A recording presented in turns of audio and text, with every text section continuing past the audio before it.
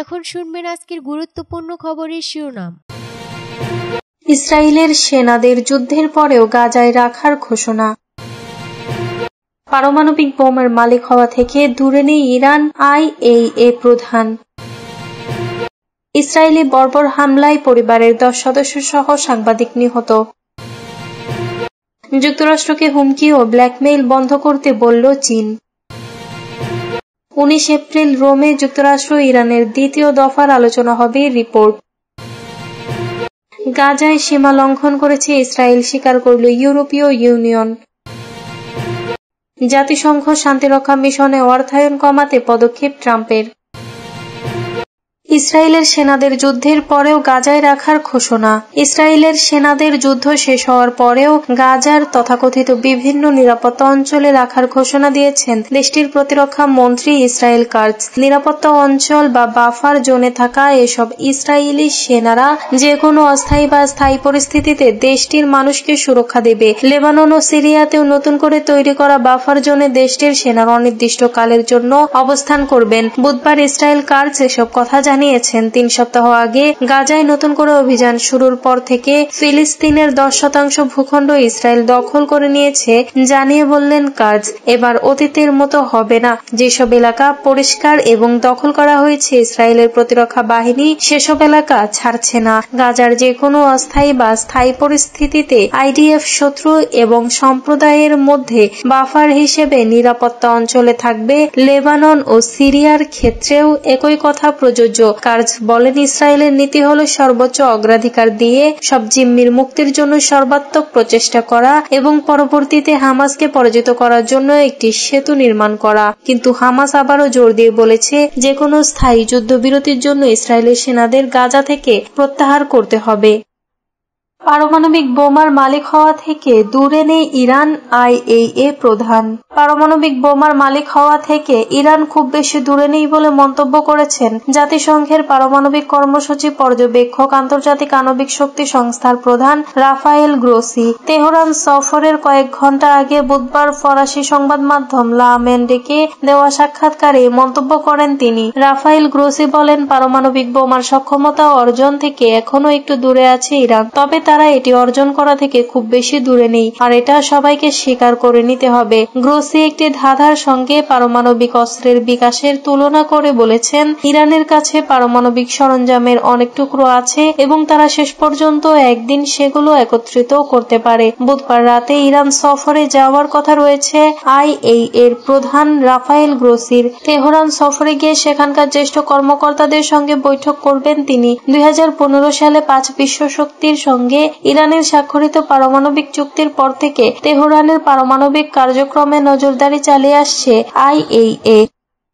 Israeli বর্বর হামলায় পরিবারের 10 সদস্য সহ সাংবাদিক নিহত।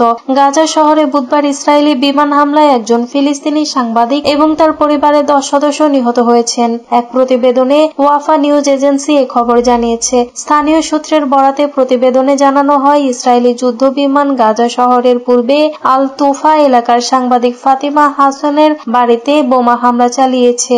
গাজা উপত্যকার ফিলিস্তিনি জনগণের উপর ইসরায়েলি বর্বর আগ্রাসন শুরু হওয়ার পর থেকে কমপক্ষে 210 জনেরও বেশি সাংবাদিক নিহত হয়েছেন। এটি আধুনিক ইতিহাসে সাংবাদিকদের উপর সবচেয়ে মারাত্মক গণহত্যা বলে বিবেচিত।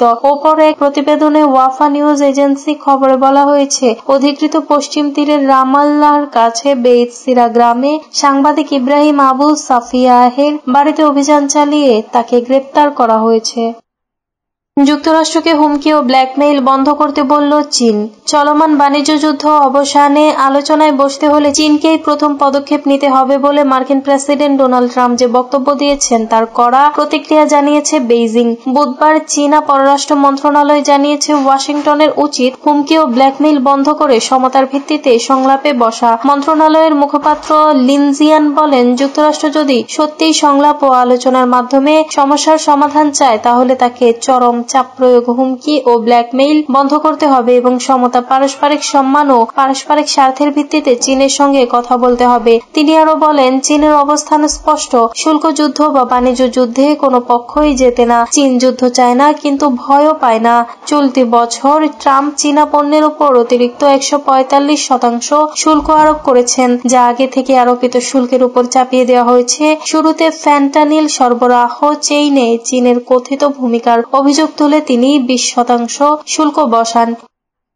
19 এপ্রিল রোমে যুক্তরাষ্ট্র ইরানের দ্বিতীয় দফার আলোচনা হবে। রিপোর্ট, তেহরানের পারমাণবিক কর্মসূচি নিয়ে যুক্তরাষ্ট্র এবং ইরানের মধ্যে পরবর্তী দফার পরামর্শ 19 এপ্রিল রোমে অনুষ্ঠিত হবে বলে সূত্রের বরাত দিয়ে জানিয়েছেন আমেরিকার এক্সিওস নিউজ পোর্টালের সাংবাদিক বারাক রদিফ। তিনি এক্সে এক পোস্টে লিখেছেন, 3টি সূত্র আমাকে জানিয়েছে আগামী শনিবার মার্কিন ইরান পারমাণবিক আলোচনার দ্বিতীয় দফা রোমে অনুষ্ঠিত হতে চলেছে। এক্সিওসের মতে, ইরান নীতি নিয়ে মার্কিন প্রেসিডেন্ট ডোনাল্ড ট্রাম্পের প্রশাসন দ্বিধা বিভক্ত। কিছু কর্মকর্তা শান্তি ভিত্তিক সমাধানের পক্ষে, যার প্রতিনিধিত্ব করেছেন ভাইস প্রেসিডেন্ট জেডি ভ্যান্স, ট্রাম্পের বিশেষ দূত স্টিভেন উইচকফ এবং পেন্টাগন প্রধান পিট হেগসেথ। তারা যারা বিশ্বাস করেন এই চুক্তির জন্য ওয়াশিংটনের সম্ভাব্য ছাড় সহ একটি কূটনৈতিক সমাধান প্রয়োজন। অন্য গ্রুপে রয়েছেন পররাষ্ট্রমন্ত্রী মার্কো রুবিও এবং জাতীয় নিরাপত্তা উপদেষ্টা মাইক ওয়ালস। তারা ওয়াশিংটনের সাথে চুক্তি করলেও তেহরানের পারমাণবিক কর্মসূচি হ্রাস করার সম্ভাবনা নিয়ে অত্যন্ত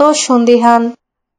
গাজায় সীমা লঙ্ঘন করেছে ইসরায়েল স্বীকার করল ইউরোপীয় ইউনিয়ন। ইউরোপীয় ইউনিয়ন স্বীকার করেছে ইসরায়েলের গাজায় সীমা অতিক্রম করেছে এবং মানুষের ব্যাপক ক্ষয়ক্ষতি হয়েছে। ইউরোপীয় ইউনিয়নের পররাষ্ট্রনীতি বিষয়ক প্রধান কাজা কালাস বলেছেন, ইসরায়েলের আত্মরক্ষার অধিকার আছে, কিন্তু সাম্প্রতিক ঘটনাবলী স্পষ্টভাবে দেখায় যে সীমা অতিক্রম করা হয়েছে এবং মানুষের ক্ষয়ক্ষতি ব্যাপক হয়েছে। লা রিপাবলিকাকে দেওয়া এক সাক্ষাৎকারে তিনি বলেন, ইউরোপীয় ইউনিয়ন ফিলিস্তিনিদের জন্য 1.6 বিলিয়ন ইউরো অতিরিক্ত আর্থিক সহায়তা ঘোষণা করেছে। কালাস বলেন, ফিলিস্তিনিদের অধিকার পর্যবেক্ষণ না করে ইসরায়েলের নিরাপত্তা নিশ্চিত করা যাবে না, তাই ইউরোপীয় ইউনিয়ন দ্বিরাষ্ট্রীয় সমাধানকে সমর্থন করেন। রুশ বার্তা সংস্থা তাস জানিয়েছে, 18 মার্চ ইসরায়েলি বাহিনী গাজা উপত্যকায় পুনরায় শত্রুতা শুরু করে এবং অবরুদ্ধ অঞ্চলটিতে এই বছরের জানুয়ারিতে প্রতিষ্ঠিত যুদ্ধবিরতি লঙ্ঘন করে। উপত্যকায় ইসরায়েলি হামলায় প্রতিদিন শিশু সহ বেসামরিক মানুষ নিহত হচ্ছে। ফিলিস্তিনিদের কাছে মানবিক সাহায্য পৌঁছে দেওয়া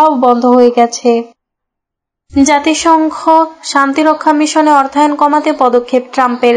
বিভিন্ন রাষ্ট্রের সহায়তা স্থগিতের পর এবার জাতিসংঘের শান্তিরক্ষা মিশনের সহায়তা কাটছাঁট করতে চান যুক্তরাষ্ট্রের প্রেসিডেন্ট ডোনাল্ড ট্রাম্প। মার্কিন প্রেসিডেন্টের সরকারি বাসভবন হোয়াইট হাউসের office mob management and budget দপ্তর ইতিমধ্যে এ সংক্রান্ত একটি প্রস্তাবনা প্রস্তুত করেছে, খবর রয়টার্সের। যুক্তরাষ্ট্রের জাতিসংঘের শান্তিরক্ষা মিশনের বৃহত্তম দাতা দেশ। প্রতি বছর মিশনের তহবিলে মোট $930 কোটি প্রদান করে যুক্তরাষ্ট্র। এই অর্থের মধ্যে মিশনের মূল বাজেটে অন্তর্ভুক্ত হয় $370 কোটি, যা বাজেটের 22% এবং শান্তিরক্ষা সংক্রান্ত বিভিন্ন খাতে অন্তর্ভুক্ত হয় $560 কোটি, যা ওই বাজেটের 27%। হোয়াইট হাউসের কর্মকর্তারা জানিয়েছেন, এই $930 কোটি